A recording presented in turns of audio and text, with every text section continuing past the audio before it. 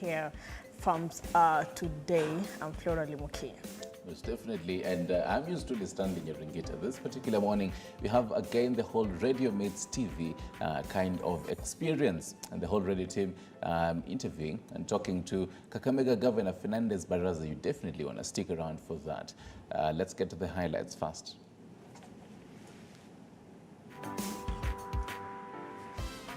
And to start us off, Harambee Stars battled to a 2-2 draw with highly ranked Russia in an international friendly match played in Antalya, Turkey yesterday. The Stars had been leading 2-1 at the break.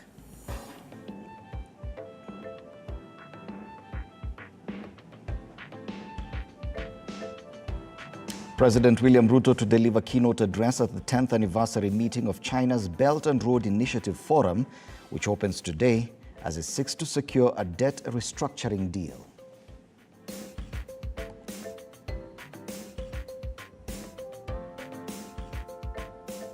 And to some international matters, U.S. President Joe Biden to visit Israel on Wednesday to check on plans for war against Hamas militants, even as the humanitarian crisis in Gaza continues to worsen, with the health system and hospitals collapsing.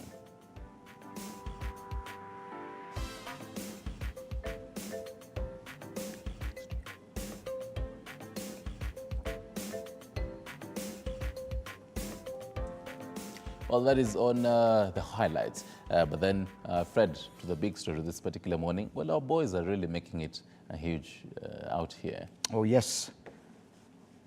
Our top story this morning, Kenya's Harambee Stars yesterday battled to a 2-2 draw with highly ranked Russia in an international friendly match played at Titanic Sports Complex in Antalya, Turkey. Midfielder Anthony Akumu and forward Masoud Juma scored for the Stars in the 16th and 36th minutes, respectively, while Russia's goals were netted by Arsen Adamov and Ivan Obliakov in the 8th and 89th minute, respectively. It was the first time in history that the two teams locked horns. Now, according to latest FIFA rankings, Russia, who hosted the 2018 World Cup, are placed 39th, while the Stars lie a distant 109. Now, Kenya's coach Engin Firat says he was using the match to prepare for the 2026 World Cup qualifiers, which kicks off next month, with Stars playing Gabon away on November 13th.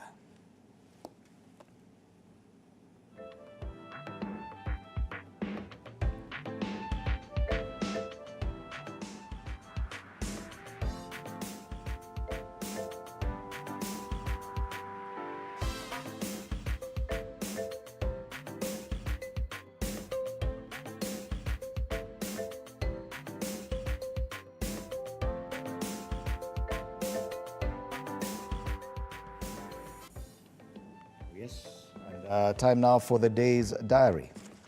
Oh, most definitely. I'm taking a look at one particularly interesting story, the top strip of the Standard. We'll get to that. Reminds me of a conversation you're having last week on matters of relationships. Single all his life, but married in death at 76. We'll get to that. But first, let me take a look at what you should be expecting this particular morning. And it is day 3 of President William Ruto's visit in China. So definitely expect all that. And even top of our highlight also, more of, well, the president seeking more loans in China. So expect how the Kenya-China relations will be going on. And away from that, it is day 2 of the Universal Health Coverage Expo and Conference happening at the Captain Tat Stadium in Kericho County. Our team is there and will be crossing there about 8 a.m. there, about 9 a.m. To just know what is happening. Even as Limuki had alluded, focus today is on matters digitization of health services, and the chief guest this particular morning will be the CSICT Eliud Oalo, so stick around for that. Also happening this particular morning, it is the International Day for Eradication of Poverty. So basically this day is celebrated annually to promote and understanding, understanding a dialogue between people living in poverty and the whole wider society. And now to matters, the corridors of justice. Now, you remember the whole SSU, the Special Services Unit that was disbanded, and about 8 police officers from that particular unit. So today, we do expect these particular officers to be taking a plea at the Kahawa Law Courts. So stick around for that. If it is going to happen, we'll be unfolding all of that. And today is also World Trauma Day. Now, in matters health as well. Other interesting bits happening this particular morning. EACC will today continue with its whole sensitization forum to facilitate sessions on ethics and also integrity in examination and administration. This basically seeks to address any systemic weaknesses and loopholes conducive to integrity deficits in the national examinations. Remember, the national examinations are just around the corner. So EACC basically chipping in to ensure that, well, the whole cases of exam irregularity are really reduced in that. That is on our diary this particular morning, but we definitely have to tell you what happened some time back in our Today in History. So number one, Mother Teresa of India was awarded the Nobel Peace Prize on a day like today, and also gangster Al Capone was sentenced to 11 years in prison for tax evasion and fined about $80,000 US. Well, this basically signified the downfall of one of the most notorious criminal gangs in the 1920s and 1930s. That is on the diary and also Today in History. And we can cross over to the dailies this morning. Okay, let's go straight to the dailies. And we kick off with the Standard, as always, the Standard newspaper. On the front page, the big headline, land evictions, blood, sweat, lies. Different script: in spite of government promising peaceful resettlements and not forceful reclamation of public land, the events at Mavoko point to a change of mind and heart. What informs the recent orders? The story extensively covered on pages 4 and 5, and the headline makes a reference to some quotes by the president and his deputy. And the president said, "We want to make sure that we are an orderly human society that respects the rights of everybody, regardless of who they are and their financial status. We are equal in the eyes of the Constitution." This is something the president said a while back. His deputy, on the other hand, Rigathi Gachagua, had said, "The Ruto administration will have zero tolerance to inhumane eviction like it happened before. That will not happen in his term as president." They both said this a while back. Now, a picture, that juxtaposed with a picture of what's happening currently in Mavoko, government agencies demolishing buildings erected on land owned by the East African Portland Cement Company in Athi River yesterday. And that's a big headline on the Standard this morning. Other highlights given prominence on the front page of the Standard today. What way for new UHC rollout plan? President William Ruto is set to launch the universal health coverage on Mashujaa Day. Efforts by the former President Uhuru Kenyatta to roll out the program across all the 47 counties stalled, despite UHC being part of the Jubilee's Big Four agenda. The story is on page 8. Still on the front page of the Standard this morning, Ruto inks energy telcos MOU in China. It is part of our highlights today. Ruto's 3-day visit in China and the kind of deals he has struck there, including possible deals on restructuring Kenya's debt. And looking at the top strip of the Standard, some highlights on the inside pages. Single all his life, but married in death at 76. Interesting story. It's on page 3 of the Standard. In the Financial Standard, bonds pricing, banks could lose 208 billion shillings. That's on the inside pull-out of the Financial Standard this Tuesday. And on the international scene, rather in sports, French toast, Bok ran riot in Paris. That story is on the sports page 37. A quick look at the back page of the Standard today. Kenya Lionesses set eyes on Paris Olympics slot. Kenya Lionesses' dreams burned brightly in Tunis despite the valiant effort, ending in disappointment at the Africa Sevens final. Lionesses will play in final repage qualifiers next year. Adhiambo believes they have what it takes to qualify for third Olympics, and that's the main sports story on the Standard today. Those are the big headlines on the Standard. Well, and the Daily Nation this morning, the top headline there, NMS ghost camp for Uhuru's allies. And someone there pictured is Kinuthia Mbugua, Susan Mochache, Richard Ngatia, and Dr. Gitahi Githinji. House team calls for a forensic audit of Nairobi Metropolitan Services operations amid questions over tendering for city hospitals after Auditor General flagged several irregularities in a 2021-2022 report. That story is covered on page 4 and 5 of the Daily Nation this morning. And on the top strip of the Daily Nation, Harambee Stars Astana fancied Russia to 2-2 draw in Turkey friendly. Sorry, they are covered on page 39 of the Daily Nation. And I didn't endorse Kalonzo's 2027 State House run. Raila now says this comes even after there was talks yesterday that he allegedly endorsed Kalonzo Musyoka while he was addressing a congregation in Bondo over the weekend. And that story there is on page 5 of the Daily Nation this morning. And a pullout of the health section of the Nation, my baby's extreme eczema, a story there, a feature story there covered on page 45 of the Health Nation pullout.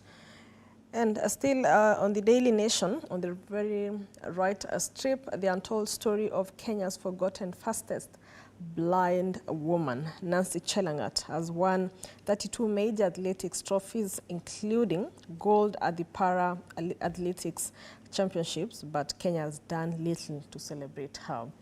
That story there is on page 38 of the Daily Nation.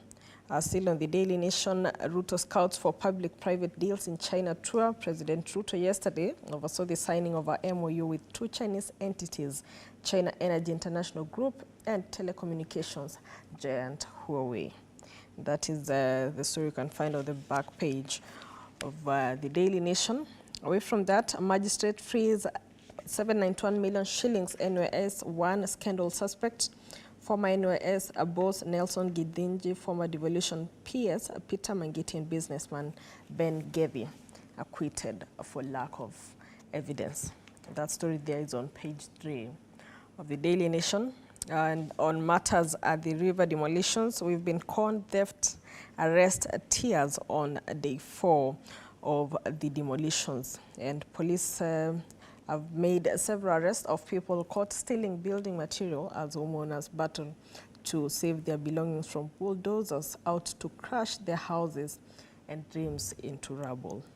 That story there covered on page 2 of the Daily Nation this morning.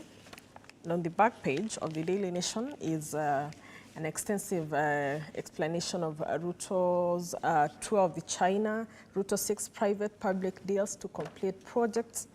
And also on the Daily Nation back page, expect to see benefits of Kenya Kwanza policies in 6 months.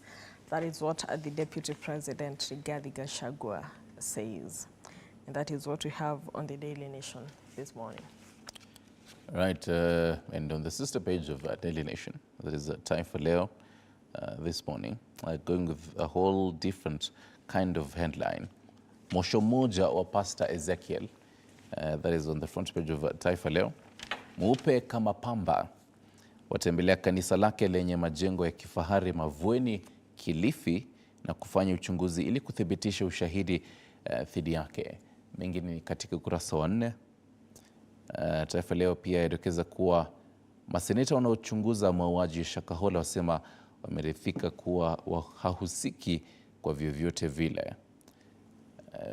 Vidokezo vingine katika gazeti la Taifa Leo pale chini, walimu 129 waliofutwa wakamatwa. Polisi wakamata wakufunzi hao wakielekea TSC kujieleza.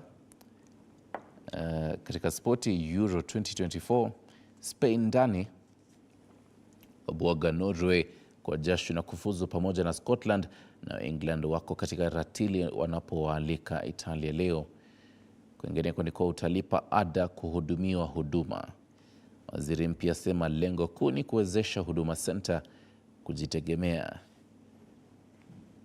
Pale juu masuala ya siasa si kusema Kalonzo tosha.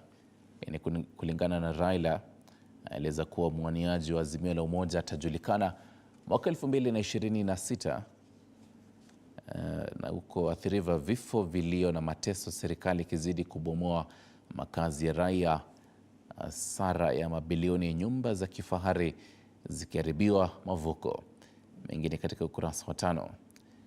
Hata hivyo, habari kuu katika Taifa Leo, mwosho mmoja wa Pastor Ezekiel.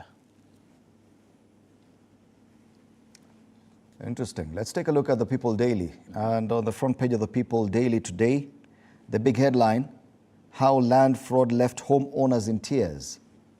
Athi River demolitions, victims of elaborate land grabbing involving elected leaders and rogue Ministry of Lands officials narrate how they were duped into buying cement firms' land, all the time believing the deals were clean because various government agencies were involved. And the story is on page 4 of the People Daily. The other stories given prominence on the front page. On the top strip, Raila, I did not endorse Kalonzo for 2027 polls. And on the very, very top strip, Harambee Stars hold Russia to 2-2 draw in exciting encounter. We still do have other highlights on the front page of the People Daily. At the bottom there, invest in housing, Ruto tells Chinese. And elsewhere, 22 billion shillings boost for women in business. Investor says the money will be used to speed up growth in African farms, however, over the next 10 years. And that's the front page of the People Daily this Tuesday. Well, let's look at what is making headlines on the Star this morning. The top headline there, Raila U-turn on Kalonzo's 2027 State House bid. And spokesperson says that opposition candidate will be named months to 2027 contest.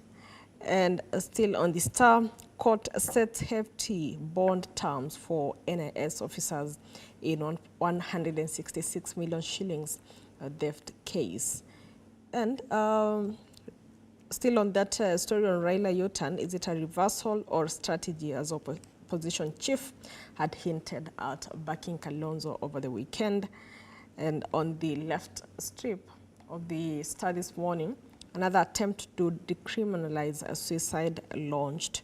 And also another story covered there. We might soon not enjoy coffee, melon, and mangoes, as the production of coffee, cocoa, watermelon, and mango may be at risk due to the loss of insect pollinators. A new study shows. The study showed a concerning trend of the combined pressures of climate change and agricultural activities. And that story there is on page 2 of the Star this morning. And that's what we have on the Star. Yes, definitely. I was taking a look at the poll this morning that you've set up also. And just a reminder, you can go through our X page. This particular morning, you're interested in your vote. And we're asking, are you satisfied with the performance of the health sector in your area? So it's maybe either yes, no, or you're not sure. You can vote in. I can see a number of people have actually voted. We'll be sampling some of these votes later on. But we can continue this particular review and cross to Business Daily. Banks stamp 54 billion shilling CBK support on liquidity crisis. That's the big story on Business Daily. Goes on to say fund supports lenders hit by cash crisis. At least 3 banks breached liquidity ratios. And the story is making it to Business Daily. Just at the bottom strip there, Ruto scouts for public-private partnerships deals on China tour. And well, they break it down in numbers there. On the right side of Business Daily, on that ticker which focuses on matters economy and also companies, on page 4 you will read that debt repayment eats up about 67.5% of taxes in the first quarter, and a high fuel adulteration levy plan to fund LPG goal. In matters companies, Naivas headcount crosses 10,000 on branch expansion. And well, finally on their pullout, Art of Creating a Plant Paradise. That is on Business Daily this morning. Okay. Time now for us to cross the border and see what's headlining in our neighboring countries. We start off with what's the big news in Uganda this morning, and we take a look at the Daily Monitor in Kampala. Big news in Kampala this morning, universities to lose over 1,500 courses. Deadline or dead, institutions of higher learning across the country have just 1 month to complete the review of more than 1,500 academic programs, or they are scrapped as National Council for Higher Education rings the timeout bell. Stories extensively covered on pages 4 and 5 of the Daily Monitor in Uganda today. Still on matters education, another story given prominence on the front page of the Daily Monitor. It's exam season, all-level exams. First day of examination season ends without major incident. And it reminds me that on the 19th, that's the day after tomorrow, KCSE candidates in Kenya will be going through the exam rehearsal ahead of the exam rollout, which will be on Monday next week. Wow. So it is also exam season in Kenya, so across the East African region it is. Other highlights on the front page of the Daily Monitor in Uganda today, on the bottom strip, commercial banks register growth of assets in past year. Another highlight, salary boost fails to hook doctors in their workplace.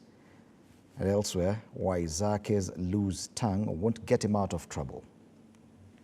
On the top strip, tenders, deals with UEDCL, Ministry of Energy, ECOP, Koboko Municipality. If you're looking for those deals, they're hidden somewhere in the inside pages of the Daily Monitor in Uganda. Elsewhere, Rainbow, a day at Kaboja International's Cultural Gala. And on the regional front, Mukura locals move out of shadows of 1989 disaster. And that's a big headline. The big stories on the front page of the Daily Monitor, which retails at 2,000 shillings, Ugandan shillings, that is. In Kampala, Uganda this morning. Okay, and let's cross over to Tanzania and look at the Citizen this morning. The top headline there, tread carefully on veto powers idea, EAC urged, and a proposal by a Kenyan parliamentary committee that some EAC members be granted veto powers could lead to unintended consequences, according to analysts who have urged the bloc to tread carefully on the idea. And just some quotes there. In 1997, Kenya was the bloc's largest economy and contributed the most the EAC's coffers. In my opinion, the consensus arrangement adopted after the bloc's revival should continue. That is a quote by Mr. Charles Kadonya, who is the East African community official. And also a quote there by Dr. Abdullahi Asmon Makame says that we are supposed to be very careful about emulating the EU arrangement. We need to clearly understand the arrangement, pros and cons, after listening to those who are behind the idea. The story there is on page 2 of the Citizen this morning.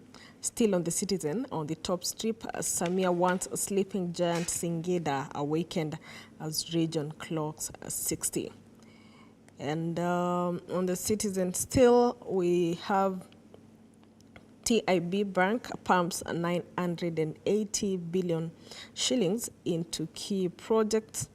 And Tanzania bags 8 coveted travel awards. And finally, government mulls private rail operators. The government is working on a plan that could lead to private sector players transporting passengers and cargo on Tanzania's state-owned railway networks. That is what's headlining on the Citizen this morning. Vidokezo katika gazeti la Mwananchi, baadhi ya vidokezo. Habari kuu katika Mwananchi, Samia itisha NEC ya dharura CCM. Agenda zake bado ni siri, wadau na wakongwe ndani ya chama waeleza kinachotarajiwa kuzungumzwa. Na actually, before I continue, it reminds me of even the East Africa's papers saying how Samia is making Ruto moves. And this really, moves. And actually, just to quote yesterday's paper, rather, this entire week's East African, Samia perfects Ruto's moves. And this is just one of them. Samia really also bostoning that particular party. And there's a quote there by Pius Msekwa, who's makamu mwenyekiti mstaafu. Maana ya mkutano wa dharura ni pale unapoitishwa kwa jambo linalohitaji uamuzi wa haraka, lakini kwa kupitia vikao. Vidokezo vingine katika gazeti la Mwananchi, masuala ya uhalifu, mfanyabiashara zikwa akiwa hai Sumbawanga. Mengine katika ukurasa wa 3. Vingine ni kuwa zuio la VPN kupingwa kotini. Kwingineko ni kuwa polisi wawili wasota mahabusu Same. Pale juu, raha karaha ndoa vyuoni. Mengi katika taarifa hii katika ukurasa wa 16. Achana na uhusiano wa kihuni unaochangia kuwapo kwa zitwazo ndoa za rejareja kwa wanafunzi wengi wa vyuo na elimu ya juu. Zipo nyingine ambazo ni rasmi lakini zenye alama ya dukuduku. Hapo ni katika Dodoma.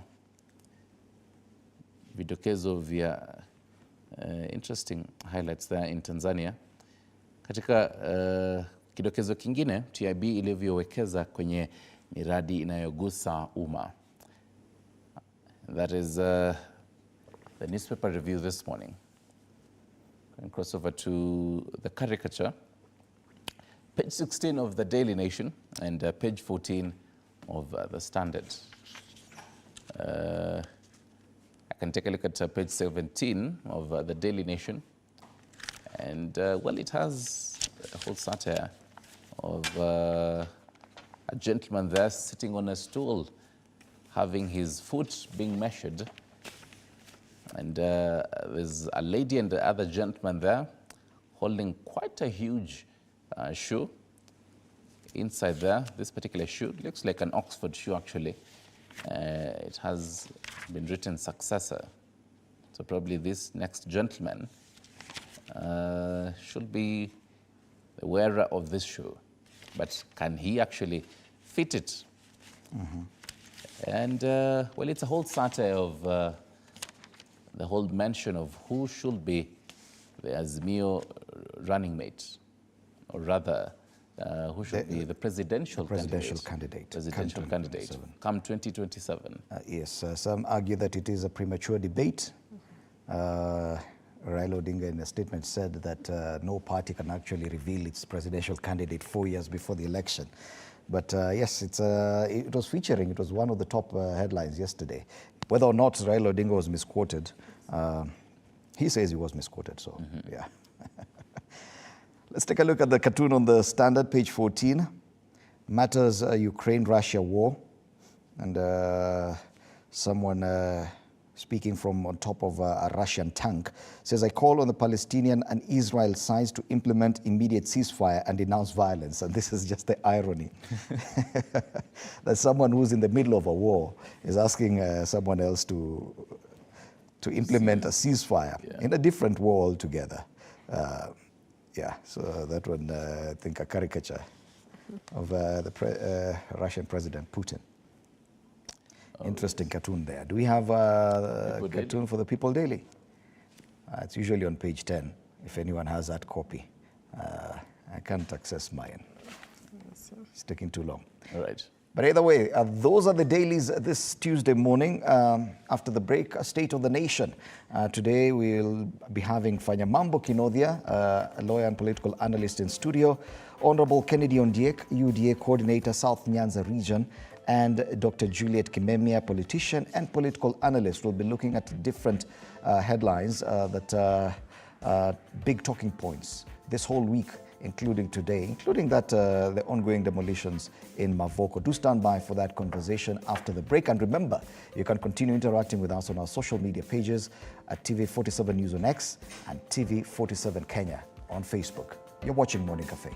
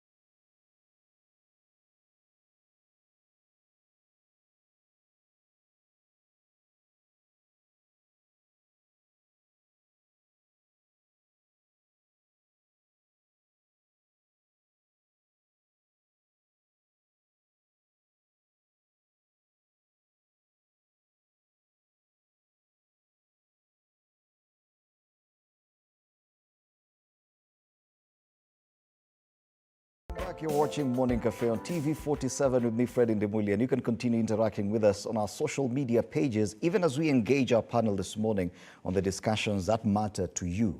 Our social media pages are TV47 News on X and TV47 Kenya on Facebook. And there's a poll on X with regard to health services. You can go interact with us and share your opinions there as well. Now, our panel this morning will be made up of three people. One of them has arrived. Fanyamambo Kinodhia, lawyer and political analyst. It's good to have you in studio this morning. Thank Karibu you sana. very much. A very good morning to you. Yeah, and very big discussions happening. And I know politics has been a bit on the back burner, but still a lot to talk about. And let's start off with what is happening, the big headline on the front page of the Daily Nation. NMS ghosts come for Uhuru's allies. And House team calls for a forensic audit of Nairobi Metropolitan Services operations amid questions over tendering for city hospitals after Auditor General flags several irregularities in a 2021-2022 report. Now, a defunct entity that took over some city hall functions left behind 14 billion unpaid bills. Now, this is a narrative that we've had not just with the NMS, but with the county governments across board. I've seen even the auditor's report says that the current CS for tourism, Dr. Alfred Mutua, when he was governor of Machakos, that he left behind 3 billion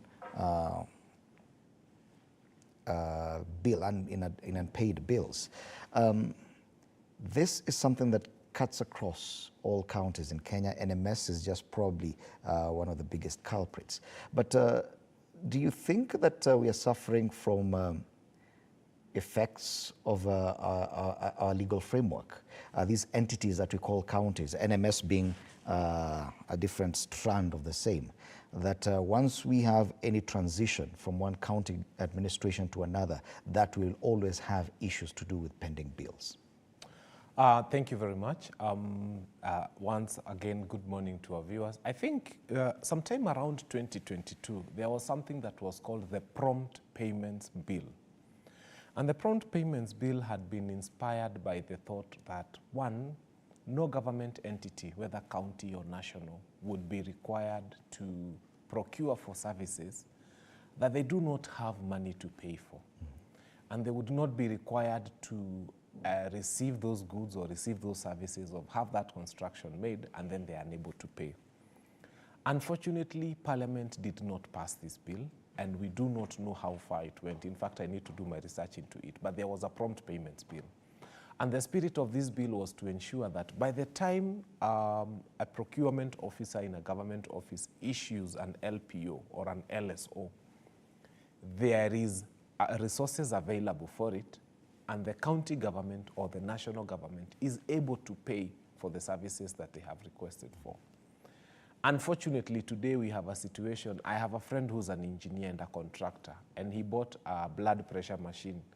And every so often, he's putting that thing and checking his own blood pressure because the government owes him in excess of 32 million shillings. Wow. And he's not alone. You've seen people come dressed only in a vest and underwear and standing outside a building and shouting. And we've seen all sorts of drama. It's because there is insensitivity on the part of government. And so when you say what the government owes, people tend to discuss only what we owe to lenders. But when you come and do, for example, a police house, using your resources or money borrowed from the bank, and you erect it and then you have not been paid for it, then it means you are financing government. And so there's a lot of money owed by government to people in terms of pending bills. And one of the things you can do to spur this economy is just for government to pay people. Because once you pay people, the money trickles down and you'll start saying there is money in the economy, which will help people grow. So I think it's incumbent upon government to first stop, if you ask me, any new development project, any new road, nothing new. Just pay the pending bills and this economy will revive on its own. And this one seems to be happening more with counties that are in transition, where a new administration comes in. And one wonders, is it an issue of legislation? You've mentioned one of those bills that probably never saw the light of day. Another one was the county transition bill that was before the Senate. I also have to check how far it went. Because is it fair or is it right for any leader to procure services and towards the end of his term leave office without ensuring payment is done? Because our elections come around in August. It's just about a month after the new financial year kicks in. Surely no new projects should be undertaken probably in from 1st of July during an election year. Is it an issue of legislation? To start with, I think it's bad manners on the part of politicians, because unfortunately public resources have been entrusted to politicians in the names of governors, who I think, in my view, we need to change the law so that counties are run by professionals and governors run the politics of the counties. Because at some point in time, you look at how counties are run and you worry deeply. You remember there's a time when a governor had a criminal case. And one of the issues that came at play in court was this governor had in excess of 2.5 billion in his accounts. There was another one whose daughter was found in one university having 100 million in her account, and they could not explain how a 21, 22-year-old daughter had acquired 100 million all of a sudden because the father is the governor. So there's a lot of misappropriation of public resources, there's a lot of mismanagement, there's a lot of bad manners on the part of politicians. And in my think and humble view, we need to get to the point where we start reviewing the law so that we have technocrats who are responsible for the county resources at the county level, so that even if governors leave, there are people you can be able to question. But right now, look at what happened in Machakos. A governor leaves and there's a pending bill of 3 billion. And that governor is promoted to actually become a minister. I don't know what goes on in the minds of appointing authorities when we are rewarding people for having not done the correct things they were supposed to do. Yet the understanding is that any government or administration exists in perpetuity, that one county government or central government does not cease to be simply because the executive has failed to get re-elected. Surely, it appears as a disconnect that probably in our laws this structure was not strong enough. Is it something we need to relook at, probably the issue of devolution, to ensure that even if one executive leaves, it does not create a vacuum, that whoever provided services or goods to a county government, even if it's after 13 years, and the governor has already served 2 terms, that he would still get paid for that service? I'd like to tell you this. You see, the problem we have as a country is not laws. I usually say as a lawyer, Kenya is actually drowning in laws. We have close to 600 acts of parliament.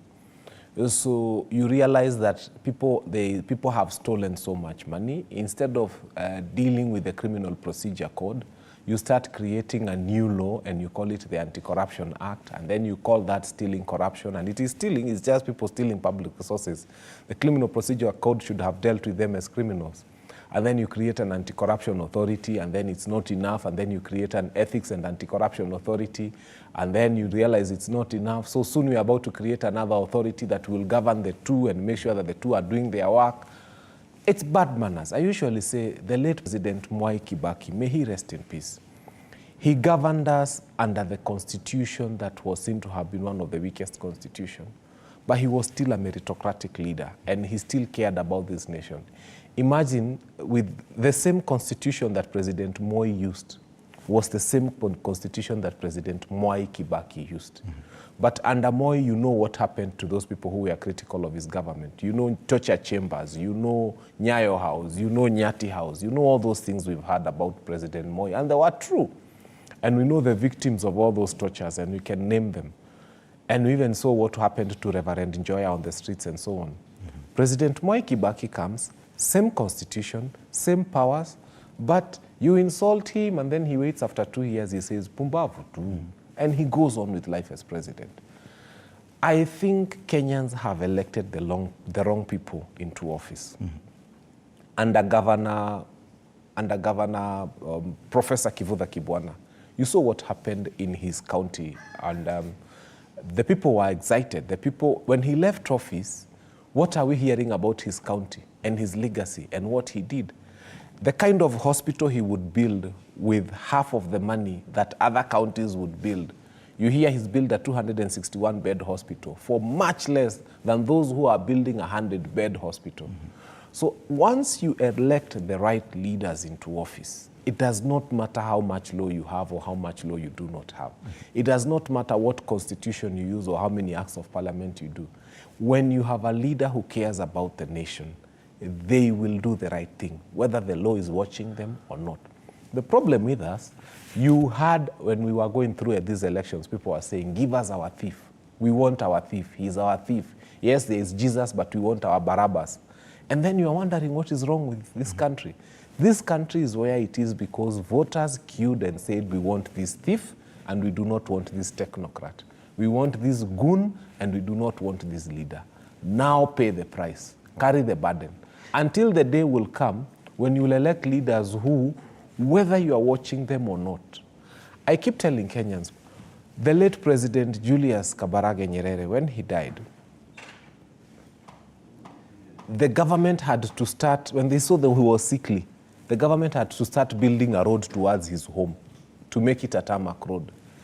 And most Tanzanian presidents, when they retire, they live like ordinary people, like an almost poor life, and they depend on their pension and what the state is giving them. Why do we have a country where a simple MCA, when they retire, or a simple member of parliament, when they retire, they own flats, they own apartments, they own streets, they own too much? So we need to get to the point where the leaders we elect have self-restraint. It's not about the law, it's not about the constitution, it's about the person who occupies the office. Okay, let's now take a look at the other side of this whole NMS saga. The approach and the necessity of the intervention back then by the central government on how the city-county was being run. There's a lot of debate on whether or not Nairobi should be part of the 47 counties or should be run as by a different entity altogether. NMS came in and it was loaded for a number of things, also criticized on some. Do you think that such a headline and the kind of stories we're now seeing about the NMS, are we just trying to demonize everything that was done by the previous administration, or do you think that there were serious structural irregularities in how this organization took over the city? Thank you. You see, when President Uhuru Muigai Kenyatta appointed NMS, he had seen who the person of Governor Sonko was, what he was capable of and what he was not capable of. And in creating NMS, he had hoped to remedy the situation that Nairobi City County was in. Unfortunately, it is possible that the people who were appointed went there and started looking for loopholes that they would use to do what they were able to do. And therefore, I wouldn't stand in defense of anyone. I think the best thing is to allow for investigations to happen. And if anybody is found culpable of any of the accusations that are laid thereon, then that person should be prosecuted. Because let me tell you, even you, when you sit here, you probably have an M-Pesa shop or something, and you'll elect people and you'll appoint people, so you'll employ people to come and run your business. But there are some people, once they come into your business, the first thing they do is they start looking for loopholes. How do we steal from this person? Mm-hmm. You see, now you as an appointing authority may not have an idea that they went there, found loopholes or created some, or made some systems not to work to their own benefit. So if there be such characters, then they must be prosecuted because this is public resources. But sometimes the problem is that people tend to impute that it is the appointing authority who put them there and told them to go and steal. Mm-hmm. In most instances, even the person who appoints people is not aware that there exists loopholes. It only comes out later because Kenyans are very clever. They find a way to go around every other system that you come up with. I mean, hasn't the government tried to digitize most systems from lands to, and every time you find frustrations, you find those systems are down so that you go to that place and someone is telling you, we know where your file is, you produce some little money, your file is found, and so on and so forth. So I wouldn't say that the president was probably aware of what they were doing. But if, for any reason, any of them be found culpable of any things they've been accused of, then it is public resources. And I say this purge must spread across. Okay. Yeah. What about the argument that the city county needs a different kind of management? Now we have a new governor in place, and probably the necessity for the NMS was purely because of the quality of leadership that was prevalent then. Do you think we're still facing that kind of need in the city county, that to have a different kind of structure, especially just for Nairobi County? It's not the structure. It's not the structure. I'll tell you it's not the structure. It will never be the structure. It's about meritocratic leadership. It's about getting the right people for the job. Democracy is not enough to give us meritocracy. No. You remember when we were about to go into gubernatorial elections, there was a serious furor about the academic qualifications of the sitting governor today. Something that has never been cleared and something that is not even, it's not even known to date. I think the level of integrity that shall be put for our leaders must be that of Caesar's wife, beyond suspicion. So when we get to a point where I, as a person offering myself for public office, have a problem with even my academic qualifications, and I can come and give untrue stories on national TV, then it tells you that I will also give very many untrue stories about your resources and about your money. Kenyans are the biggest problem we have in this country. They have never given Nairobi County a meritocratic governor.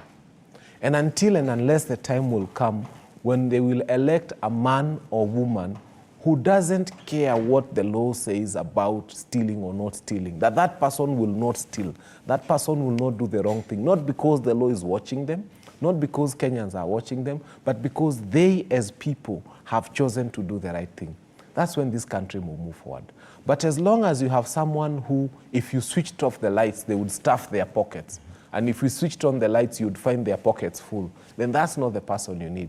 We need the kind of person that even if you switched off the lights, they will wait for the lights to come on, and they will say, when it was dark, I realized there was money here, so I waited for it to be protected until morning so that it goes to the right places. We have to get to the place where we realize, you see, it's called an election. And what it means is that there is a pool of all the wrong things, and you are sifting through and picking the right thing, picking the right person, and putting them in the right office. Probably the Kenyan was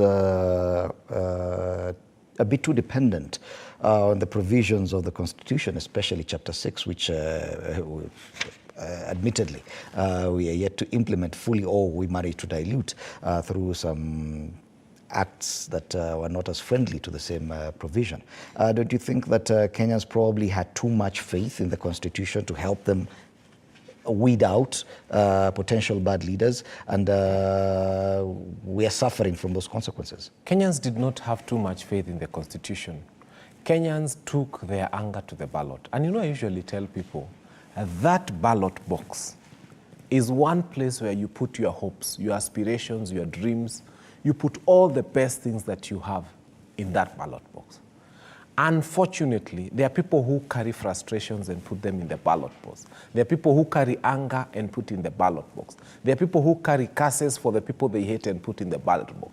There are people who carry all the wrong things that should never have been put into a ballot box and take it in there. I want to revenge against so-and-so. I carry that to the ballot. The ballot is a futuristic thing. The ballot box is about tomorrow. You are putting your tomorrow in a box. When you put anger in that, you're putting anger in your tomorrow. When you put your frustrations, you're putting your frustrations in tomorrow. When you put revenge, you're putting revenge into tomorrow. And then you wake up the following 1 year and start saying, what happened to us? And the thing is, you planted it. This is what you planted in the ballot box.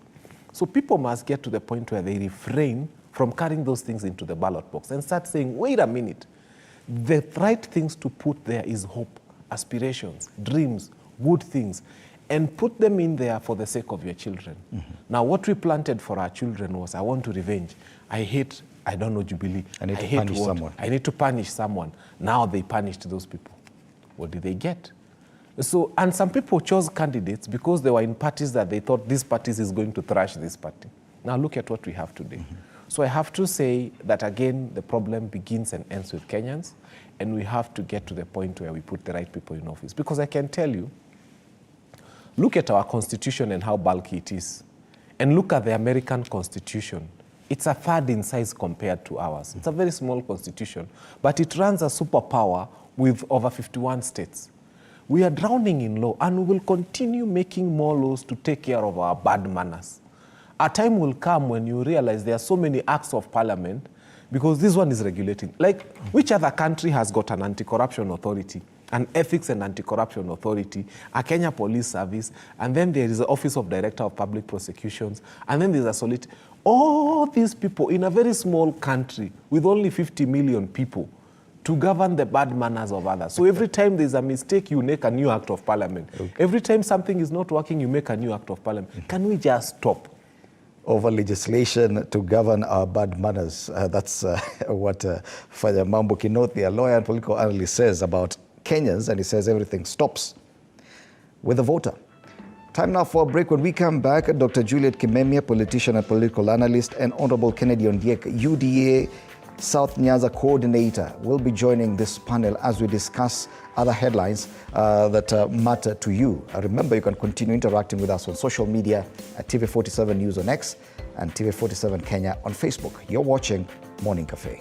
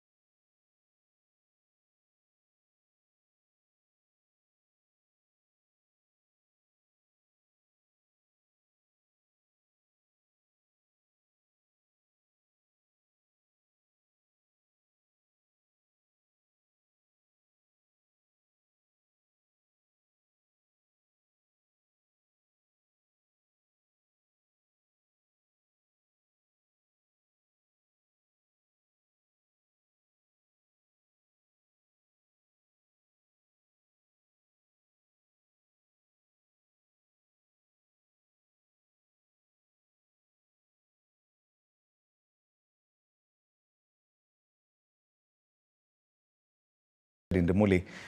We continue with this conversation, and our panel just got bigger and fuller. Just before the break, we had Fanyamambo Kinothia, lawyer, political analyst. Now joining the panel, Dr. Juliet Kimemia, politician and political analyst. Good morning, karibu sana.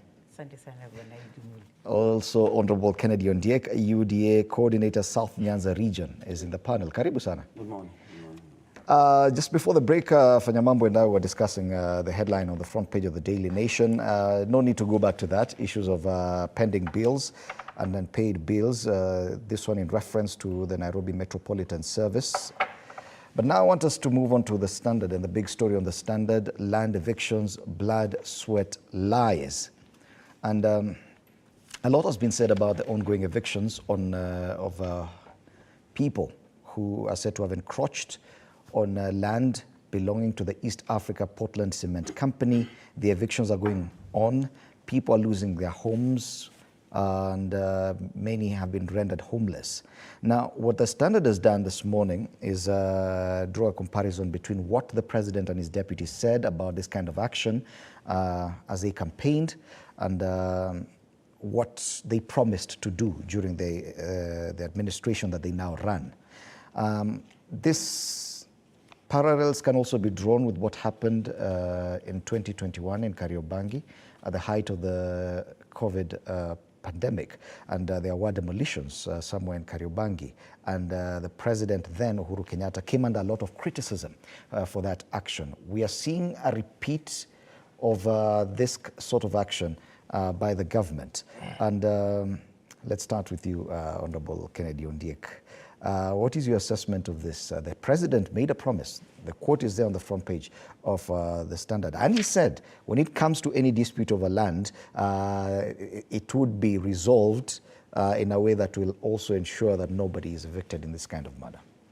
Yeah, thank you, Indimuli. I think, first of all, allow me to congratulate our boys, Harambee Stars, for holding Russia, for holding a draw and maintaining unbeaten run against European countries. That was very nice for our country. I want to start by looking at what is the eviction. First, we have our laws. For me, I just want to start from our laws. We have the laws that govern the country, and also we have laws as per particular aspect of our society.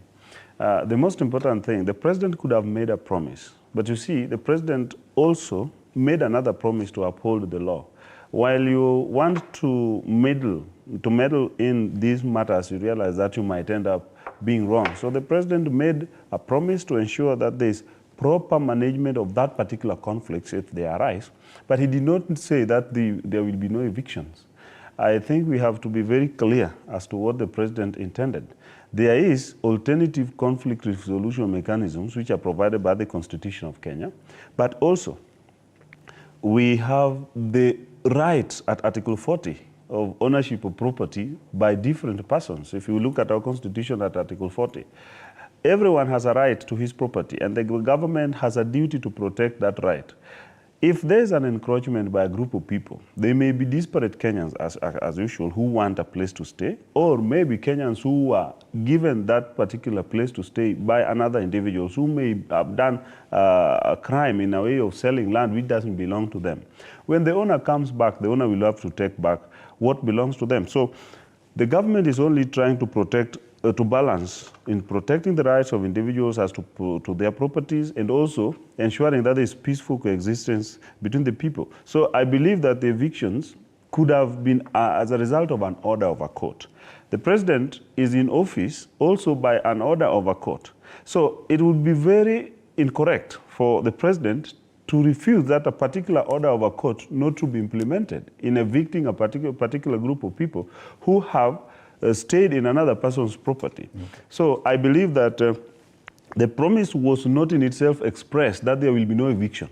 But I think he said if it would be done, or if it would be necessary, then it would be done in a humane manner. I don't know how humane maybe the manner would be, but I think we need just to rethink of how we handle each and every person's property. Even myself, I have a property which I would not want somebody to encroach into. And if such persons encroach, I would go to court to seek orders. And when I get those orders, how the orders are implemented are things which are studied by those who implement those orders. Okay. The understanding is that this East Africa Portland Cement Company is to a huge extent owned by the government. The government also owns all the land in Kenya. Do you think there was a better way of handling the community that has settled there and built a life for close to a decade now? Thank you, Indimuri. And from the headlines, really, this is a very, very sad event that is just unfolding in our eyes. Like you have asked, the land, Portland belongs to the government. It's a public institution. The land belongs to the public. What I would have loved to see, and what would make sense to, even to the eyes of God, would have been once the court order because I read this is really a long dispute that has been happening. Once Portland got the court orders, I would have expected them to go to the National Lands Commission and the titles that these people are holding cancelled. Then from there, a gradual way of really dealing with the issue, because demolishing has not helped anybody. I wish they would have put a value to these houses that they are destroying and put a future use into it, because these are millions and millions of shillings that have just gone down. So I believe the law has a human face, and the president and his deputy. I saw a clip that, in fact, now in my wall, it is called forwarded many times. The president saying that such demolitions are inhuman and it will not happen while he is in office. It has happened. How are we feeling as Kenyans? I'm talking like a human being. I would not do that if I was the president. I would not condone that if I was the president. There is a better way of doing that. And Portland will not just wake up tomorrow and put up whatever they want to put up on that 4,000 acres. I am sure it will take them 2, 3, 4, 5 years, which they would have allowed these people to move. And the government also has really an obligation to ensure that suffering of the people does not happen. So the people have suffered, the whole of Kenya, apart from my brother here who finds it okay, all of us are crying and feeling really sorry for these people who are suffering today as we speak, including children who cannot even sit for exams. I watched the news and I am very, very, very, very heartbroken by this incident. Of course, it should not have been handled. The demolition has affected more than just homes. Churches, schools also are affected. But this is just one example because Kenya's real estate or property market has had such cases, and it's not the first time. Issues about encroachment of public land is something that we're getting used to.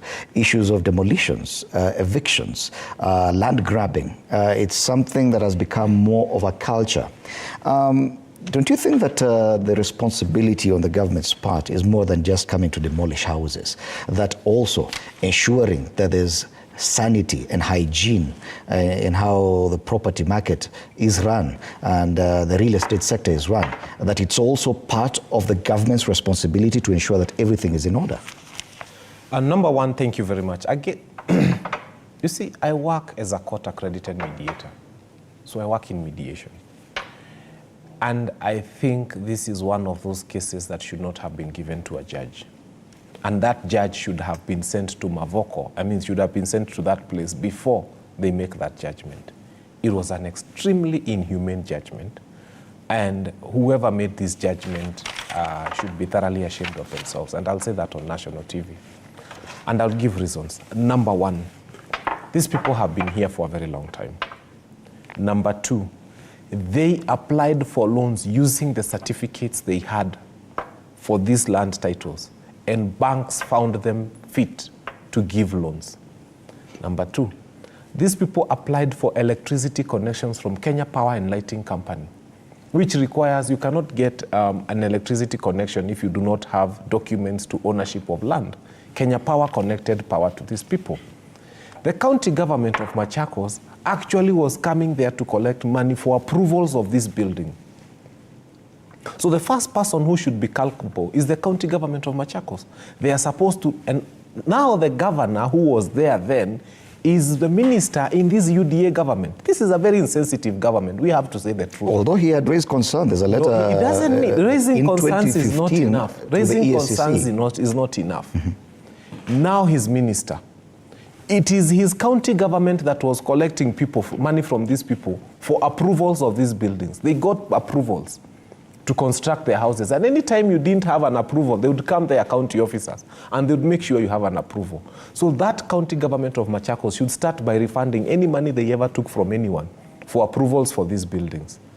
And now we are also losing state resources because Kenya Power and Lighting is a state parastatal. Now you can imagine all the poles, all the electricity connections and everything will go away. Look at it economically. What does East Africa Portland want to do with that land? Most likely they just want to mine pozzolana from there. That dust they used to make this cement of ours they sell here. How much more land within Kajiado County has got that mineral resource that they were looking for? Wasn't it easier for government to look for another 5,000, 6,000 acres elsewhere and deal with this as a political situation? 20,000 families affected. Let's just imagine that each family has got one father, one mother, one child, and maybe one house help. Just 4 people. So you're talking of directly more than 80,000 people, and there's no way a family will have 4 people in a house. Most likely, most families have more than one child. So you're talking of more than 100,000 people directly affected by the judgment of one government that is insensitive to its people, because this is insensitivity. There would have been a better way to handle this. And there comes a time when we stop looking at what the law is saying in terms, and I'm saying this as a lawyer, because the law is very plain, it's very simple. If you own this land, come and demolish, remove these people. But you are creating a humanitarian crisis that no other thing, I think you should have seen. Now, there are schools in that place. There are children who are supposed to sit exams this coming 2 weeks, KPSEA exams. Now, those children are left home. Those children will lose 1 year because hawatafanya mtihani. Their school is down. And even those who are not going to that school within that place, their fridge is outside. Their cooker is out. You know, atoto anatoka nyumbani. Can you imagine your child coming home from school, anakuta fridge yao iko kwa baridi, na jiko yao iko kwa baridi, na meko yao iko kwa baridi. And then there's a government in place. That's an extremely insensitive government, because the East African Portland Cement is not coming tomorrow morning to start using that land. But there is somebody's son who has come home, and the only place they call home is not there. Okay. That is an insensitive government. I think Dr. thought that I said I'm comfortable with that. I think I gave my opinion based on facts as they are. Mm-hmm. The problem is that most Kenyans don't want to give reality as it is. And I'm very sad that they are lawyers. I am about to be an advocate, yet I'm not yet. I'm still in law school. But my seniors here, don't bring emotions when a matter of fact is brought to question. You see, you cannot accuse a judge for having rendered the rightful judgment based on law. The judge rendered a rightful judgment. Number 2, he who seeks equity, we know the maxims of equity. He who seeks equity must do equity. And also must come, he who comes for equity must come with clean hands. I want to make it very clear that these people didn't, in as much as we may feel for them, I feel for them, I feel for the laws, I feel for the laws of such resources, but we need to go back to the basics. And even if you talk about these things being demolished today and Portland Cement is not coming tomorrow, this is a matter in court which has stayed for several years. The person residing there was comfortably seated knowing that they have lost in a court case. You cannot sit in somebody's land which has already determined, because this thing was appealed and the determinations were there. It was long known that this thing is forthcoming. So we cannot also pretend that these people who are residing here were not aware that such action was coming on them. Do you think that the government, to some extent, should take responsibility for having allowed all these transactions to continue for over a decade, for 20,000 families to actually settle there and build a community? I wish we knew what is actually happening around Mavoko, Machakos County, along even a lot of things which are going on along Kangundo Road as we speak. People in Nairobi, property owners in Nairobi know what is actually going on. Those are regions mostly were not government lands. They are lands for NSSF, they are lands for these Portland cement companies, but there is dubious and underhand dealings which are going on in different sectors of the government, more so at the Department of Lands. Taking responsibility by the government might be very difficult because it requires serious investigative actions. And if it is a matter of civil, you know, this is a civil matter. Civil matter is ruled as a civil matter. But how these people got into these lands are criminal. They got through criminal matter element. There's a criminal element which criminally changed the government land into private land through a process called regularization, and they got into that, they got the titles to sell irregularly. And that is what is happening in several government parcels of lands. And it is very difficult to know that as at now, this land has been regularized, because a free person like Daktari here would come with her money, she wants to buy land, she will take into a search, she will get a search. That is actually criminal in nature. But now, when the civil suit comes, it doesn't include the criminal part. So when a judge makes a ruling, and I believe the lawyers, the advocates know, when a judge makes a ruling, the judge will make a ruling based on the facts as presented before her or before him.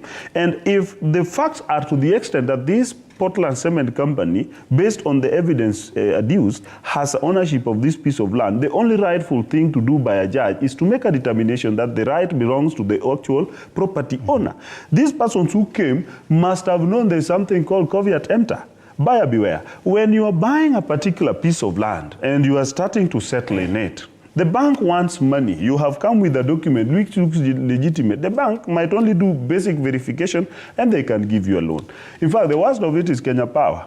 Because Kenya Power will always connect. Sometimes at even extra mile, they will always connect. Certain verifications are not seriously done, and we are all aware. And Kenyans have made a lot of noise when Kenya Power takes too long to verify. They also say Kenya Power is taking too long to connect us. They even use some private contractors to connect them. So I am really feeling the pain of this loss. But there are also sometimes when you lose, you also need to know that it was imminent, it was expected. I should have made my plans, because this is a matter which was not brought to court yesterday, determined today, and tomorrow you are demolished. It is a matter that has been ventilated, it has been dealt with, it has been appealed, it has been judged in the past, and it was the loss was imminent to the persons residing. I just want to be honest, I don't want to put emotions. So it would appear for the government it is easier not to handle this greater responsibility of ensuring sanity in this land market, Daktari, as opposed to just coming to demolish. It is easier to demolish as opposed to doing what it should do. Don't you think that the government needs to take responsibility, even as we call upon those potential land buyers to exercise due diligence? You know, I lack a definition for government, because the Ministry of Lands, the government institution, has given land ownership documents. Kenya Power, like my brother has said here, is a government institution, has supplied power. Ministry of Education has registered schools that are there. The county government has collected rates, has supplied water, has, everything that really makes a society or a community has been facilitated by government. So when suddenly government decides that, and anyway, the historical definition is government is by the people, for the people, everything is people. So when a situation like this arises and suddenly government disconnects itself from people, then I lack a definition for it. So there is extremely nothing justifiable to what we are seeing here. Like, look at what is showing on the screen. The tractor is not even caring that these guys want to at least salvage some of the materials so that they can go and use them. They use them for something. They want to destroy. Is that really justifiable? Mm-hmm. And then in this country of ours, why is the law applied selectively? If that land was acquired by dubious people, that was corruption, isn't it? We have seen high-profile corruption cases being forgiven by the same government. So what are we talking about? Mm-hmm. We cannot really justify this. This is inhumane. Okay. In 2015, the then governor for Machakos raised this issue before the EACC, and they said there's a risk that people could be duped into buying this land, and it could cause a problem. There's a whole letter, 2-page letter by the then governor to the EACC. Nothing happened. Yet the agencies that are supposed to protect Kenyans watched for close to 10 years as this shaped up into what is happening now. Then the government comes so ready to demolish. Don't you think that the government and I'm talking about the larger government, not just the executive, that agencies of government are the ones that have failed? You see, when you write a letter objecting to the use of a particular parcel of land, and then many years later you start collecting rates from the same land that you feel is going to have a mistake or is going to be a problem to the country, something is wrong with your head. Because this county government should have refrained and said, as a county government, we do not want to be associated with any dealings within this piece of land. That's what they should have done. It should have been the correct thing. Today on the Daily Nation, page 19, there is a notice to the general public that they want to regularize that land in Mavoko. And now they are saying that they wish to notify members of the public that they have an offer to sell the above parcels via regularization model. And they are saying that if you have a claim to any of them, you can come and make a claim. And then now they can sell to you after they've destroyed your house. This is the kind of thinking that we do not need in this country. Because if they were planning to sell this land, and it's there on page 19, if they were planning to sell this land to Kenyans, then those who have already built should have been called and told, come, let us have this conversation, let's have priority. So I'm just saying, the Constitution in Article 159 talks of alternative dispute resolution. This is not the kind of dispute that should have ended at court. This is the kind of dispute that even once the judgment was made, somebody should have said, wait, let us mediate on this issue. Let us bring the stakeholders on board. Let us bring government on board. Let us bring East Africa Portland on board. Let us have a conversation. After all, you will see. Now this land is going to be sold probably to politicians or people who have a lot of influence and money, because they're the ones who are going to lay state claim to these pieces of land. To me, it looks like an orchestrated scheme to take this land away from those who already have it and sell to those who will come with a lot of money and a lot of influence. Because now getting this, look at what is happening in the papers. Do you think that poor person is going to be able to get this? Let us have a government that is sensitive to the needs of the people. And I can tell you, even as head of state, if I was head of state today, and that judgment was passed, I would tell these people, please put in a notice of appeal. Because once you put in a notice of appeal, there's room for now people to sit and say, wait a minute, even as it goes to appeal, can this matter be mediated? And it is very clear, the judge has got the powers to say, we are referring this case to mediation first before we go to anything else. This is a matter that should be resolved outside the corridors of the courts, because the cold facts of law, and I can tell you, I don't do litigation. I have always practiced mediation. And there are times you come and you find a lady has lost her uterus when giving birth, and she sues the hospital. The cold facts of the law are that the hospital is guilty for having removed her uterus. But in mediation, it will come out very clearly that the doctors had two choices: to lose the mother and the baby, or the mother and have the baby, or to lose the uterus. So they save the mother, they save the baby, they lose the uterus. But the cold facts of the law are that they were negligent, and many hospitals pay for that. But in real sense, when you come to mediation, these people even hug each other. You see the woman cry and say, I am sorry. I did not know that you people went through such great lengths to save my life. This is how Mavoko is. The cold facts of the law are stupid in the sense that the land belongs to this one or this one. But in mediation, you will realize that all that East Africa Portland Cement needs is a place they can mine this thing they are calling fluorspar or whatever, the gypsum they are using to make their cement. And that can be made available to them. And 20,000 families, plus their women and children, would not be in the cold right now. 20,000 families is a whole constituency. Okay. I don't know whether we are allowed to give personal examples when we are on such a platform, because I want to tell you the pain. Okay, Portland Cement Company is a government institution, and they have a duty to deliver certain services, and which people also depend on them to deliver. And even as an individual, I have a lease, for example, a lease which is from a government institution, which is very valid, and it's within the city. And I'm telling you, since I had the lease, I have not been able to utilize the lease because some individuals are operating there. Some people have put up some kiosks, some people are doing mutura and doing so many things around there. I have the lease, I have the order of eviction, I am in the process of mediation. When you mediate with them, they are busy doing their business. They don't want to listen to you. They are not coming over. In fact, they are called on that mediation table so that they are told, you have that short time, do your businesses and quit. When they are being told that they go do your businesses and quit, that time they don't come for the meeting. When you go back to court, you get a new order. Court tells you, we had granted you orders. Please proceed and have your piece of land. The only thing is to wake up very early in the morning, amasakumi asubuhi, and then they find the excavators doing what is being done there. When you give Kenyans time, that is the humble truth. I'm not being insensitive.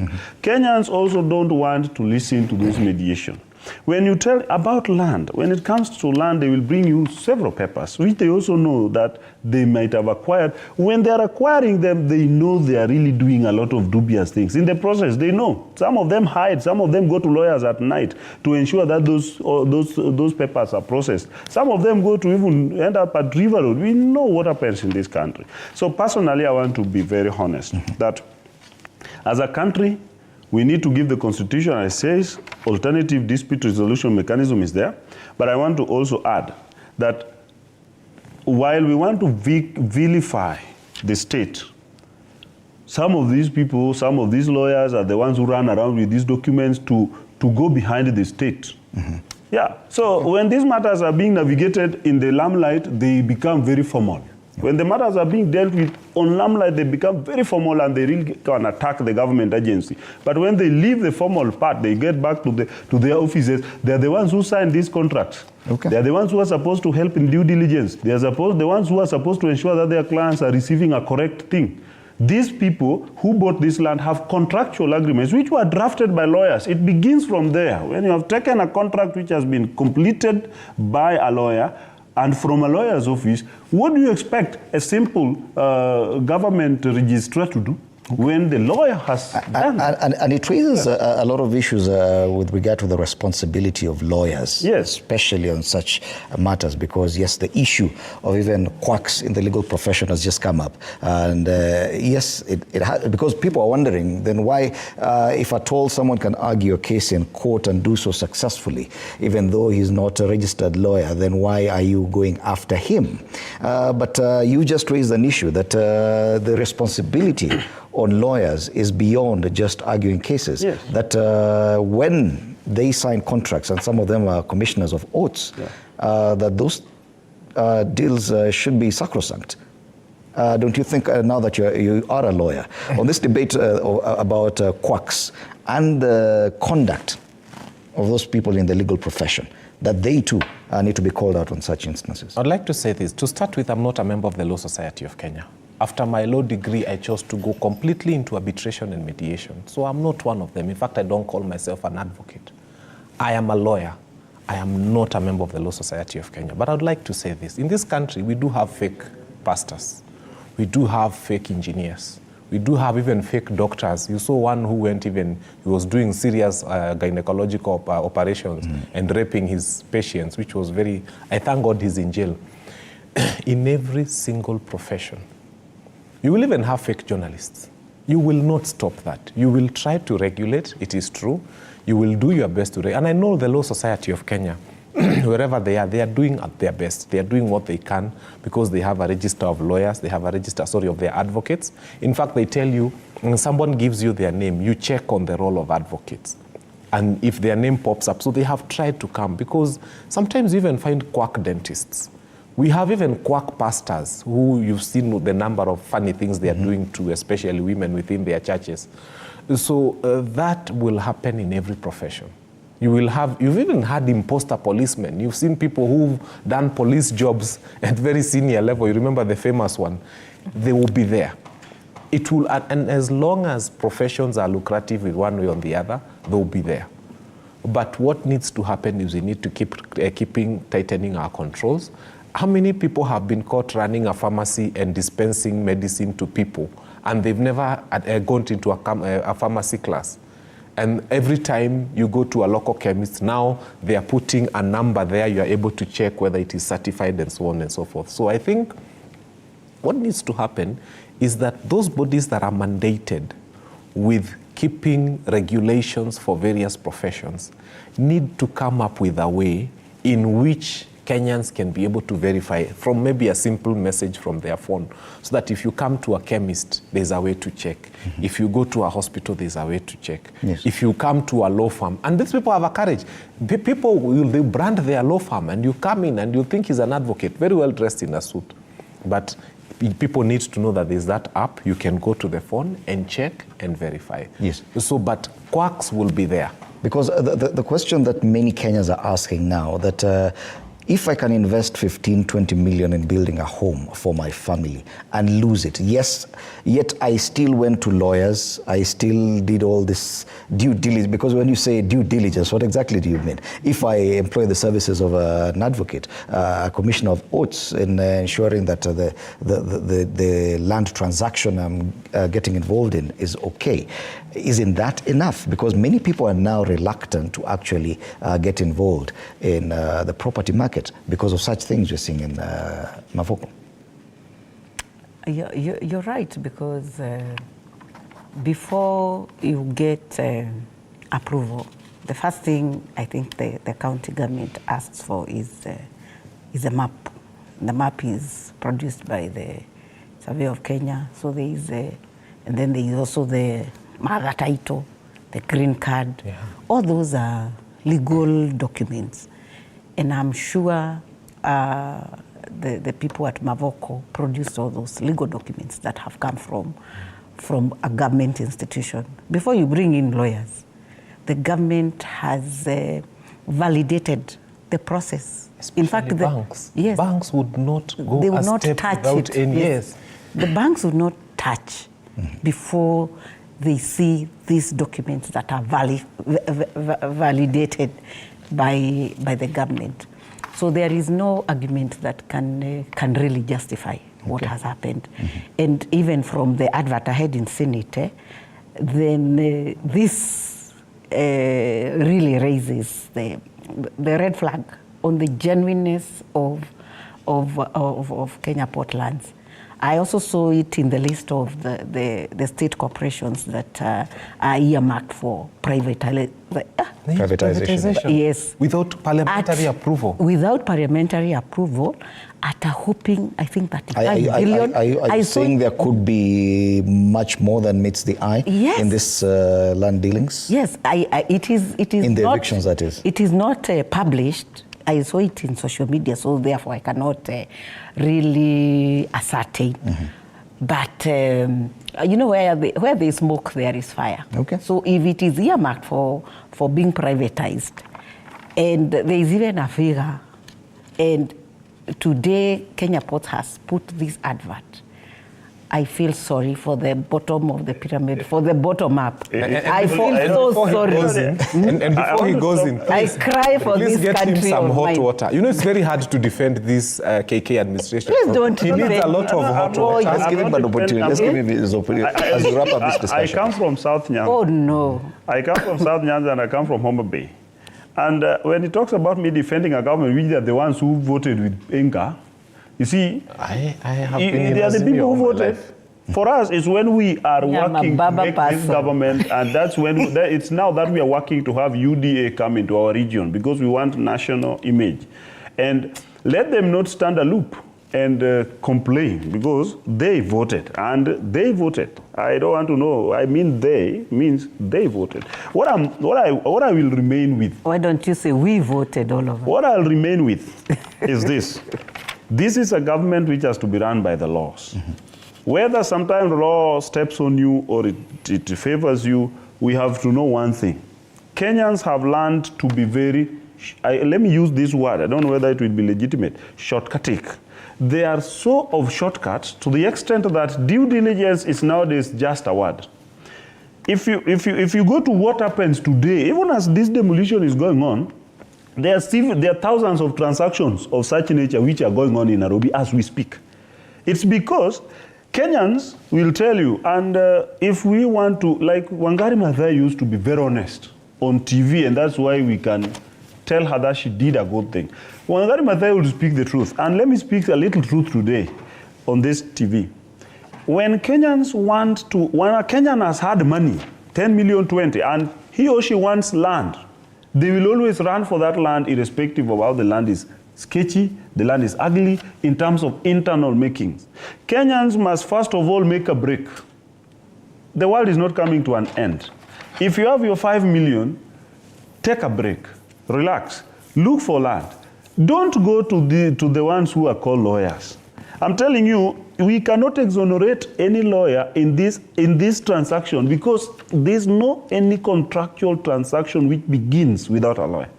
It all begins at the lawyer's office or with the lawyer seated on a table. Because when you want to buy land, you will start with a lawyer at any stage. Doing the search, doing everything, all those will start with a lawyer. And when lawyers have also gone to litigate this matter in court and it has ended with a judgment, let us not have emotions. Let us tell Kenyans who have suffered there that it is true you have suffered. But the truth of the matter is that there is something which went wrong and you facilitated this thing which went wrong. Okay. All these 20,000 families who own houses there could have all not gone to fake lawyers. Can they all, did they go to one lawyer? Was it only one lawyer performing the contractual agreements of the 20,000 houses? No. There were 20,000 different lawyers, possibly, who did 20,000 contracts, of which 20,000 pieces of land were bought, upon which 20,000 houses were built, in which those very members of the families stay. So we cannot exonerate law here. And if you are called a lawyer, you are a product of law. So that law must come back to haunt you once you have allowed your client to proceed into a transaction which in yourself you know was wrong, but you told them, lete kitu kidogo, we facilitate these things. It is kitu kidogo which always goes on. Okay. That is the truth. And I want to... Why are we talking about lawyers and we are talking about Portlands? Because of the issue about... So much energy land belonged to Portlands, but lawyers allowed buyers... Portland is not sincere. And due to public interest, for purposes of public interest, it's good that, Asante for pointing out this notice in the dailies today, notice to the general public of the regularization of this land in Mavoko. The East Africa Portland Cement wishes to notify members of the public of its offer to sell the above referenced parcels of land via a regularization model. First and preferential priority shall be offered to the parties currently occupying sections of the said parcels.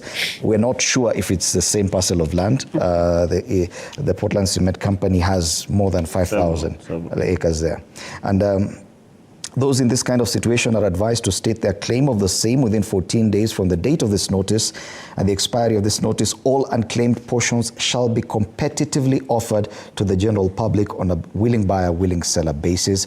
A site office has been set up, and an office for this purpose is also available for EAPC PLC premises along Namanga Road. And this notice is on page 19 of the Daily Nation. You can go and get it. Even it has the LR number of the piece of land in question. And yes, it is a very big talking point, and we'll continue discussing this issue of the ongoing demolitions in that land in Mavoko, which belongs to the East Africa Portland Cement Company. So many families have been rendered homeless. Now, because I can see time is running out, and we've spent quite some good minutes talking about the evictions, there's a story on the back page of the Daily Nation that has drawn my attention. And this one quotes the Deputy President, and he says, expect to see benefits of Kenya Kwanza policies in 6 months. And we've just come from a weekend where fuel prices went up a record high, 217 shillings per litre of fuel, meaning that even when you have a 500 shilling note, that you could barely get, you'll barely get 2 litres of fuel. And we know how long, depending on the kind of machine you're using, how long that can last. Now, we've had promises and promises about when things will get better for Kenyans. We have a discussion at the national level with the National Dialogue Committee where issues of the cost of living are yet to be addressed. They seem to be agreeing on everything else, but on this issue of the cost of living, there seems to be a delay or reluctance, or it's just not top of the priority. Now, when the Deputy President comes out and gives another timeline of 6 months, how does that make you feel? I think these people take Kenyans for granted. That they would sit at bombers of Kenya on taxpayers' money, some of them earning allowances of up to 50,000 shillings a day. And when they sat there, they were able to agree on having an office of Prime Cabinet Secretary. They were able to agree on having an office of the official leader of opposition. They were able to agree on political parties and sanctity and respecting political parties. But they were not able to agree on the cost of living. Let me tell you, to be able to create an office of Prime Cabinet Secretary, what they are saying is that effectively they shall raid public coffers and allocate resources for the running of the office of a Prime Cabinet Secretary from its top all the way down. They shall raid into public coffers and allocate resources for the creation of the office of official leader of opposition. But they do not have the time, they do not have the courage, they do not have the grace to raid into the same public resources and create a conversation about reducing the cost of living. I have said time without number that the amount of money needed to run the office of Prime Cabinet Secretary, if it was diverted into, say, free primary education or trying to reduce, every child in Kenya would feel a significant reduction in the total amount of fees they are paying per term. Hata kama fees ya mtoto mmoja itapunguka by 500 shillings. So reducing the cost of living is not just sitting there and talking about the cost of unga and nini, nini, nini. It's about saying, let us be frugal in how we go about things. The controller of budget has told us that this government has spent 193 billion on travel and per diems and some useless things that this nation does not need. And they are here forcing us to pay 3% of our salaries to go to collect 70 billion for building houses. I mean, you waste 193 billion, and then you come and kill Kenyans with taxes to collect 70 billion to build houses. Why are they traveling all over the world? Where are they getting all these per diems? And it's the control of budget telling us. The same control of budget tells us State House was allocated 2.3 billion. Take 2.3 billion, divide it for that month, and you find these people are gobbling a whooping 77 million a day. What's wrong with us? If you divide per hour, they are eating 3 million shillings every hour. How many border borders are those on the roads? Cost of living will be brought down when we start taking care of wastage at the national level, at the county level. And this, what we are being told, is what is happening at the national level. The same nonsense is being perpetuated at the county level. The governors are on a spending spree. Their MCAs are traveling all over the place. If you end up in Nairobi County, you'll hear MCAs are where they are traveling all over. They're even ashamed to say that they're outside the country because their electorates will feel bad. This is what we need to talk about. The cost of living is not high because it was not possible to discuss it. It is high because those who are in power are wasting our money and then taxing us more. Mm-hmm. We must stop this wastage of public resources. Okay. And we must start allocating. And let me tell you, nimekwambia to something very simple. Take 193 billion, put it into education, directly into school fees for children. You will have reduced the cost of living for parents. Okay. But if serikali is key, then inaenda kututax another money to collect 70 billion to build for us houses. Okay, Dr. Kimemia, we're told here, and this is a quote by the President, Deputy President, the economy, they will only start reaping, Kenyans will start reaping the benefits of the policies put in place by the Kenya Kwanza administration in the next 6 months, and hopefully the policies would include the tackling of the high cost of living. 6 months, are you comfortable with that timeline? It reminds me of the 100 days, what we were told. Then it also reminds me of what we were told by June, the cost of gas will be. It also reminds me of what we were told when we saw mini trucks of fertilizer being flagged off, that we are subsidizing production, we are not subsidizing consumption. And it was predicted, that was about a year ago, that in 6 months there is going to be such bump harvest because of subsidizing production, that the cost of unga will be, is it 100 shillings or 150? In Roiro it is. Unfortunately, I come from Roiro, and it is at 230. But occasionally they go to the supermarkets and take photos when Quickmart is doing offer. I think there's a particular brand that that is on offer now. It's going for 180. So we'll see many photos trending that serikali ya Kenya Kwanza imedeliver. Okay. I'm a KANU politician.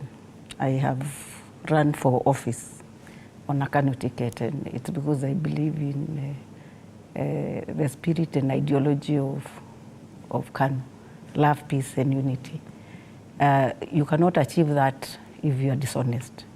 So, unfortunately, our executive, like he has said, both in national and county level, is totally dishonest. So they have frustrated what I believe in, love, peace, and unity. And we have that clip by the Deputy President. Let's get to listen to what exactly Deputy President Rigathi Gachagua said on this matter, even as we continue this conversation. Challenges as a government because of the situation we find ourselves in, the kind of economy that we inherited, the global challenges that are affecting each and every country. But in our 5 pillars in the Kenya Kwanza plan, it is obvious and it's clear that within the next 6 months, the fruits of the great work done by the CS and other stakeholders will be felt by the people of Kenya. Applause for the Deputy President there from those attending that event as he gave that new timeline. And Honorable Ondiek, is it safe for this leaders to keep giving timelines on such issues when every time they've made a promise, made a pledge, and put a timeline to it, they've not been able to meet? Yeah, we have to understand the environmental condition in which we are. In fact, we have both local and global challenges. I think what the Deputy President was referring to is that the pillars, the 5 key pillars which are put there, one of them was to deal with the production, because we have a president who actually in himself believes that we can only reduce the cost of living by producing. We cannot reduce by consuming. And one of the things that was at the front line of increasing production was to provide fertilizers so that we can have a larger production. Basically, if you go to the food baskets of our country, they are just harvesting as we speak. And I'm very sure that there will be enough maize to reduce, as he says, 6 months is just a good timeline for the harvesting to be done, processing to be concluded, and then we have the flour inside our supermarkets. So I think up to that point, I will agree with the Deputy President that we need that 6 months. 2, there are also other mechanisms which have been put in place. Like when the government refused to go for continued subsidies which were in the old government, it was basically to make life slightly hard, but to ensure we have safety net for our country. Because you cannot continue borrowing. You cut your coat according to your size. And the government insisted that we are not going to go on those subsidies. Because those subsidies, yes, they were making Kenyans to smile a little bit. After all, the subsidies were only reducing fuel by 9 shillings. It was not even that large reduction.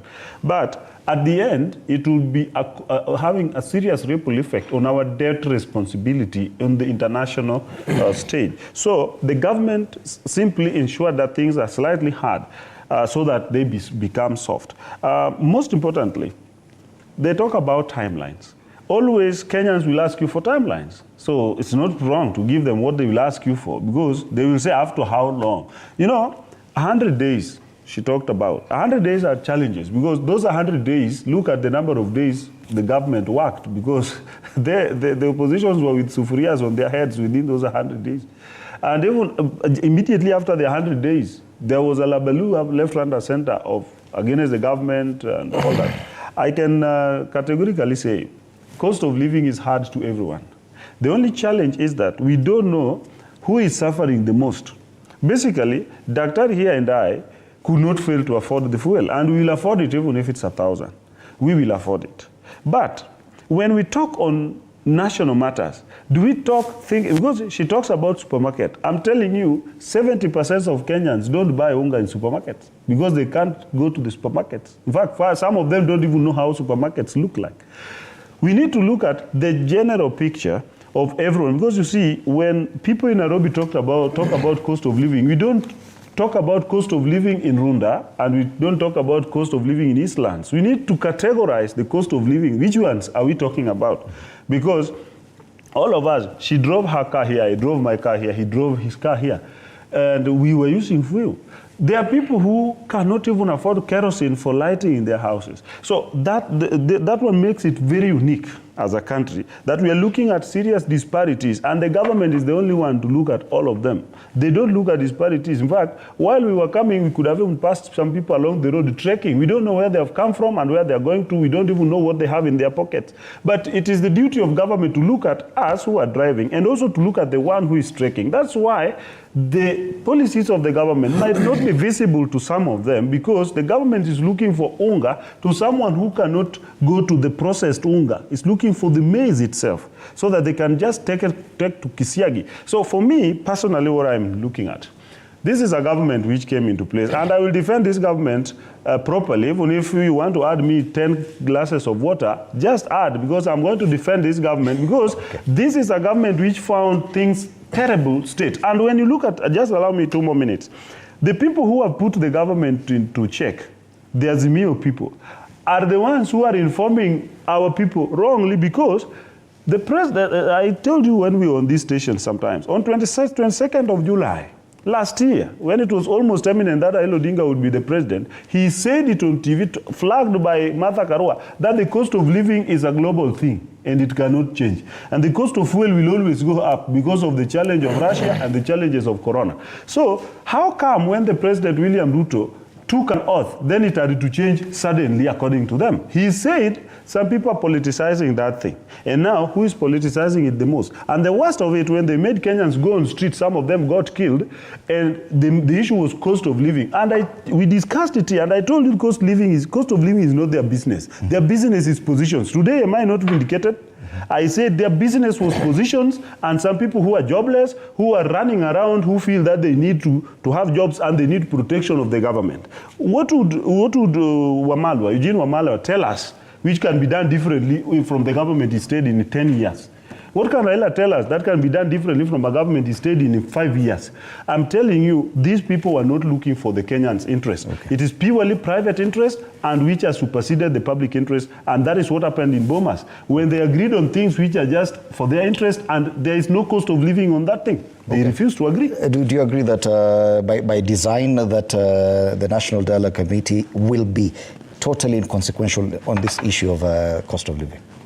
I'll start from where he stopped. He's asked, what can Eugene Wamalwa tell us about a government he served for 10 years? What can Raila Odinga tell us about governments he has served in the previous 5 years? And the question becomes, what can President William Ruto tell us about a government he was deputy of for 10 years? I think that's food for thought for him. But I would like to explain this. There's something. Kenya can be compared to a wife who separated from her husband and took in a new husband.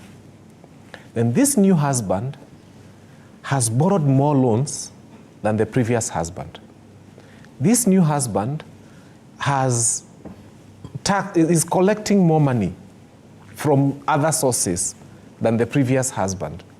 This new husband, unfortunately, after collecting more loans, borrowing from the banks, and after collecting more money from other sources where he's been getting money, this new husband is not paying school fees. You've seen headmasters go to Mombasa and complain about capitation for school. This new husband is not leaving fuel allowances for the wife. The way, the wife alikuwa nakuta ameachiwa 2,000 shillings anaambiwa hii ni ya mafuta, hii ni ya nini, hii ni ya nini. We are in a country that is collecting much more money from Kenyans than the previous. We are in a country that has borrowed much more money than the previous administration. Yet the same country is spending less on Wanjiku than the previous administration. That's why capitation for schools is a problem. That's why at the same time, fuel subsidies is a problem. That's why food subsidies on ungas is a problem. So we have an administration that I'm comparing to a husband who is now earning more, has borrowed more loans from the bank, but is spending less on the wife and spending less on the children, and hana mpango wa kando, hana msichana mahali unasema anapeleka pesa, lakini pesa yao mzee haionekani mahali inaenda. This is the kind of republic we are in right now. That what Kenya Kwanza has borrowed in that 1 year they have been in existence is a lot more than what the previous administration ever borrowed within a similar period. And what Kenya Kwanza has spent on Mwananchi during the period they have been in power is a lot less than what, because for the first time I am in groups of WhatsApp, and she can tell you, and he can also tell you, where people are looking for money for university students. It never used to happen. In the previous administration, we were not in WhatsApp group to raise money for children to go to universities. Now we are doing it. Public university. Public universities. Because the school fees in public universities is unthinkable.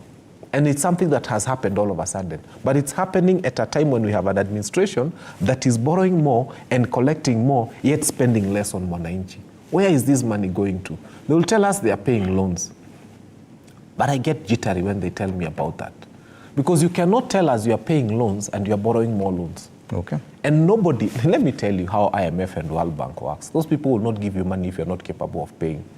Just look at the credit record for Somalia. Are they getting loans from IMF and World Bank? Is Zimbabwe getting loans from IMF? It's because Kenya has got such good books. That's why we keep getting loans. And if the president left today and went outside, he would come with money.